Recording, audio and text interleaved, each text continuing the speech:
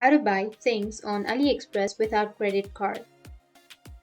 So if you want to buy things on AliExpress without a credit card, then first you need to open up your browser, make sure that you have an internet connection. After that, you need to go with search. After that, you need to search for AliExpress. Once you've searched, you need to go with www.aliexpress.com and it will take you to the official website. Once you're under the official website, you need to scroll down and select the items that you would like to buy. For example, I'll just simply go with some dresses right here. For example, I'll select this one. After selecting, and now you need to select the size and then go with buy now. And now you need to first sign into your account. So you need to sign in with your Google, Facebook, X, Apple, or you can also go with your email. So I'll just simply go with Google and make sure to log in or sign into your account. After that, enter your password and then go with sign in. Once you've signed into your account, you can go with buy now, and after that you will have the payment method. So you just need simply go with your payment method, and under your payment method you need to go with the debit card. So you don't only have the credit card option, you will also have the PayPal option, the debit card option.